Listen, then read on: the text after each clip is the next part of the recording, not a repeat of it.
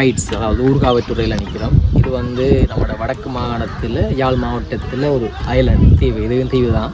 எங்களோட வேலன் ஒரு தீவு, கைட்ஸ் ஊர்காவற்றுறை ஒரு தீவு, நயனாதீவு ஒரு தீவு, நெடுந்தீவு, அனலத்தீவு, எழுவத்தீவு எல்லாமே வந்து ஐலண்ட் தான், ஃபுல்லாக தீவு தான்.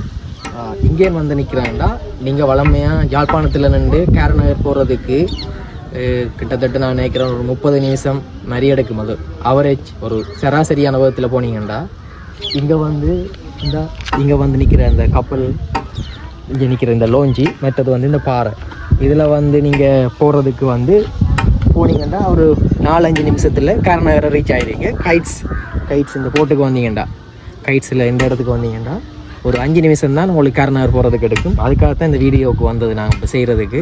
இந்த இடத்த இப்போ நிறைய பேருக்கு தெரியாது இங்கேருந்து போகிறதுக்கு, இது ஒரு சொல்கிறதுக்காக சொல்லியிருக்கேன்.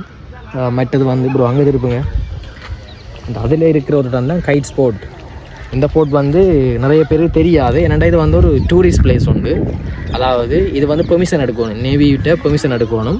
ஹோட்டலில் நீங்கள் புக் பண்ணிங்கன்னா மட்டும்தான் நீங்கள் பெர்மிஷன் எடுத்து நீங்கள் போகலாம். மற்றபடி இல்லை, சில அலவுட் இல்லை போகிறதுக்கு.